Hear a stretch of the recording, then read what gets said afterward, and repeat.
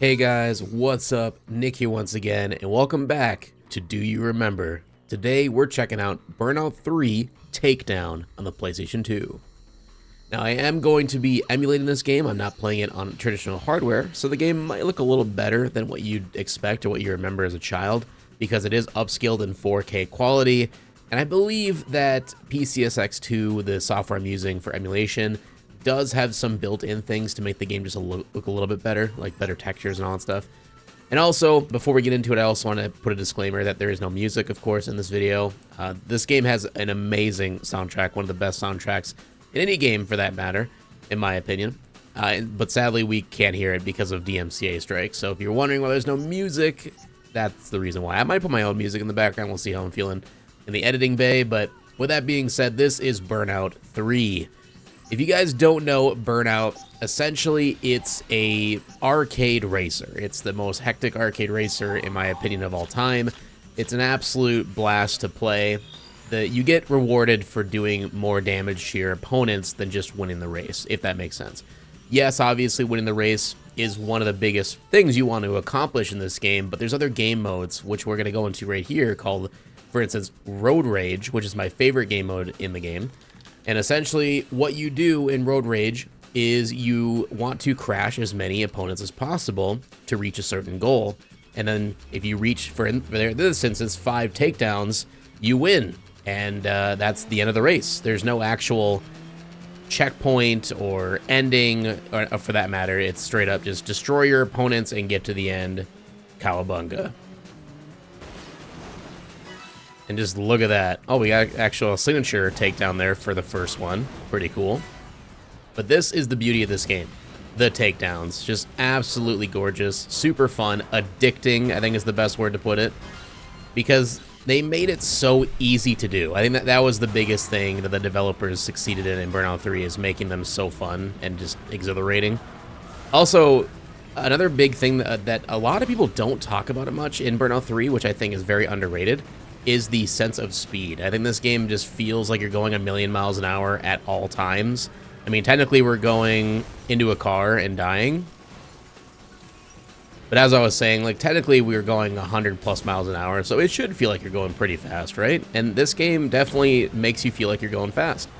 Because you have other games out there, arcade racers like Need for Speed, for instance, where they do have a good sense of speed, I'm not going to lie, but it's nowhere near how you feel going in Burnout. I don't know if it's just the motion blur they use. I don't know if it's the graphic style. I really don't know what it is that makes this game feel as fast as it does, but they just hit a home run, man. Also, this is the impact time, which is another really cool feature they added to Takedown, which basically, if you get in a car accident, you can hold R1 to slow down time and steer your vehicle into oncoming traffic or into the other opponents to get extra takedowns.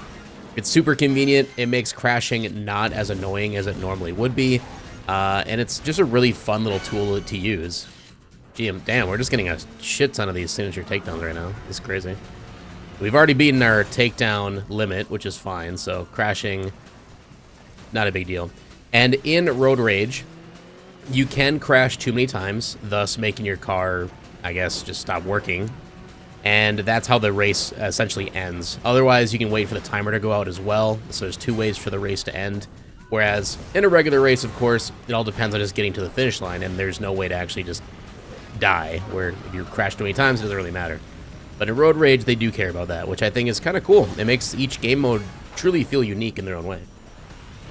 Another really underrated thing about Burnout 3, the graphics. I think the car destruction physics and the amount of detail in the crashes is very overlooked as well. Just a very gorgeous game. This is a PS2, by the way.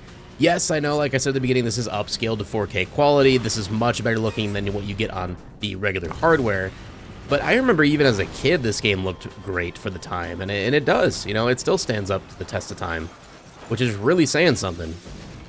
I can't believe we haven't, like, reached our limit yet. Maybe they're being very lenient on me because this is one of the first races in the game. Because this is not my original game save or anything. I have 100% of this game many times in the past. But this is a brand new game save because, again, I'm emulating it, so it's a little bit different. But yeah, this essentially is the core gameplay. It's just kind of like racing through different cityscapes, country roads, mountainside cliffs. There's a ton of different levels in different regions of the world, which is really cool. And every map does feel different. Even the maps that you technically come back to the same area, but it's like mirrored or whatever, they made it in a way where it does feel unique, which I have to give them applause for. Oh, looks like we got some rewards too, which is kind of nice. That's another thing I loved about Burnout 3 is it's super rewarding just to do racing. Like, in general, completing any type of event, it feels like you're just being granted the most amazing rewards, and you get pretty much a brand new car every single race you do, which, yeah, it just comes, it's addicting. I hope you feel my excitement through my microphone. It's so addicting, and this game wants you to come back for more every single time. I almost can never put it down. It's going to be hard for me to put this down after this video's done recording, I'm not going to lie. Look at that, we're just getting all these new cars. You got the cool little music playing, they got the people cheering for you. This is a wonderful way to say, hey, you did something good, man. Good job. And I guess I should have mentioned this at the beginning, but this is, of course, the third entry to the series of Burnout. This is Burnout 3. Burnout 1 and 2 pretty much paved the way for arcade racing. There wasn't too many things that were completely different from other arcade racers at the time, but the sense of speed and the car destruction, aka the crashes, were definitely the highlights in both of those games. Now, this game mode, I don't believe was in the first two Burnouts. I could be completely wrong. You guys got to let me know in the comment section below on this, because I haven't played Burnout 1 or 2 in a long time. But I think in Takedown, they added the ability to do this crash mode, which literally is as it sounds. Your whole goal is to crash and cause as much destruction as possible, but instead of just crashing into random cars and completing a race or anything like that, instead, it's all about how much money and damages can you cause the city, which is just insane to think about, but it's a ton of fun. So let's get into it. It's kind of cool. They do give you a little bit of a tutorial the first time you get into this, which is nice. You can hear the DJ Crash FM. And this was kind of funny. Again, sorry we can't listen to it in this video. And when you turn the music off, I guess it turns him off as well. But I feel like DJ, the Crash FM guy, I think he was pretty iconic. I know a lot of people shit on him. They didn't like him. They thought he was annoying. He talked way too much. I don't know, man. It really puts me in the mood of Burnout when I hear his voice. I think he did a great job, and I'm on the side that I stand for DJ, whatever his name is. I think he's great. Alright, so we're in the level now for Trailer Trash. This is the first crash event in the game. So, as you can see, they just have a ramp set up for us, and we just gotta try to crash into some motorhomes to get some crazy damage. So, let's see how this goes. So, we need to get $140,000 worth of damages to get the gold award. So, we'll see if that's gonna be possible here. It looks like that little power-up's gonna give us some boost. And we can control our car in midair. Try to hit that semi. Yes. Hell yeah. And when you get a crash breaker, you can blow your car up, doing extra damage to everything around you. And again, you can control the car, so you can land in extra bonuses. Damn, we destroyed this area. I think we did pretty good. I also love this ending screen where it goes through all the different devices, or like vehicles that got destroyed and showing all the money they're worth. And yeah, it's a very addicting game mode. This was a huge letdown for me when I went to Burnout Paradise, where they got rid of this game mode. Like, technically, crash mode is in the game as like a secret feature, but they should have brought it back like this, man. I don't know what they were thinking. Did we get it? We got it! Gold medal, first try. You saw it here. Really quick, I just want to show you the other game modes. So we have the typical race. Of course, it is a racing game all around. It has time attacks, road rage, and crash mode. Now, there was no elimination races or anything like that in the game. Sadly, it was pretty bare bones in that respect. I just think the overall gameplay was good enough and addicting enough to make people come back to it without much issues, without having a ton of different game modes, which I think really is a testament to just how amazing the gameplay was. They also did have a multiplayer split screen mode, of course, for anybody who had a brother or a friend that they wanted to play with, and it worked great from what I remember. And they did have online back in the day as well. I never got to experience the online servers myself when they were alive. Maybe some of you have, or maybe there's even a community out there that still somehow is able to play online with this game. It's possible. But yeah, I never got to experience this game online. I really wish I would have as a kid, because I think it would have been amazing playing against people around the world. in Burnout. And as I talked about the other maps in the game, so there is 3 major regions. There's USA, Europe, and the Far East. And as I said, like, they do feel drastically different, which is good for its design of every level, to make them all feel unique and interesting in their own way. And for this final event here for the video, let's just do a face-off. From what I remember, you just go head-to-head with another vehicle, and if you beat them, you own their car now, which is kind of funny. We unlocked 2 new vehicles. So this one's got a little bit more weight to it, same speed, so let's give it a try. Beat your rival to win their car. Say less. What's up, bro? Oh my god, I want that. That looks sick. It's got like some flames on it and shit. Yeah, come here, bud. Yeah, let me crash you. Mine now. God. Oh, that's another thing, too, I forgot to mention about Takedown. So you start out with a 1x boost multiplier on the bottom left there. It's a pretty small little boost gauge. And the boost in this game is extremely useful. It goes pretty quickly, but you can get extra boost by driving on the opposite side of the road, missing oncoming traffic, getting people to crash, all the above. Grinding, as you can see there, drafting, all the good stuff in arcade racing. Now, the biggest thing, though, is every time you get a takedown, as we'll see here, you get an extra chunk that gets added to your boost meter to make it longer.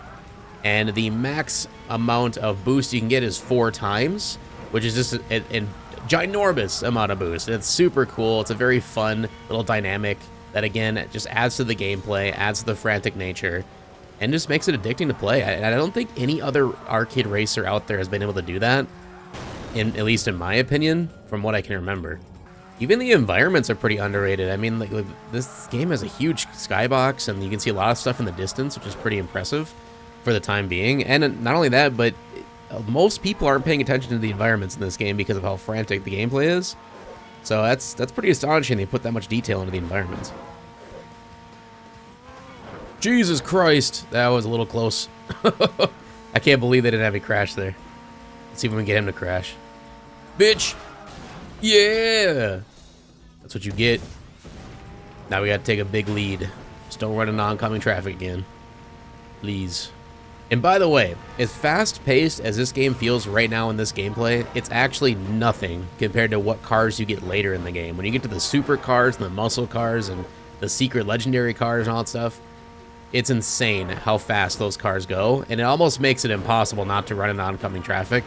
So, yeah, it becomes more of a challenge, but I think it makes sense for when you've played the game longer, you should have a good bearing on the controls and understand the gameplay enough to be able to handle those faster vehicles. Oh, here we go. Looks like we got him. Hell yeah, brother. A new car's been delivered to your garage.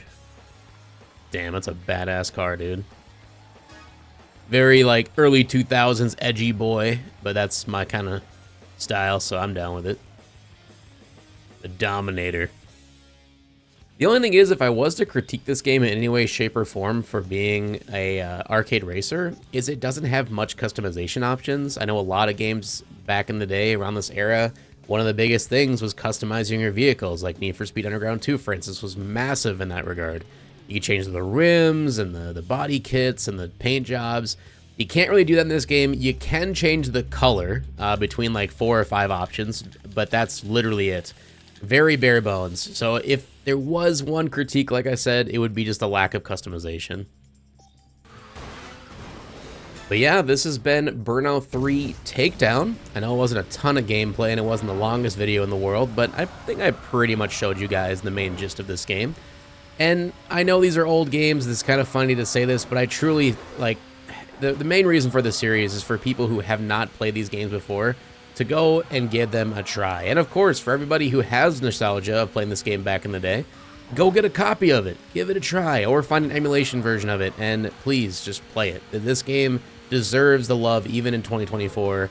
Looking back at it all these years later, I would love a 1-to-1 remake of Burnout 3. I mean, I would buy that in a fucking heartbeat. But maybe for now, I'm just going to have to dream and still play the classics because it definitely still holds up to this day. But that's going to be it for this video. Make sure to leave a like, show your support as always, and just to show me that you want me to keep making these kind of videos.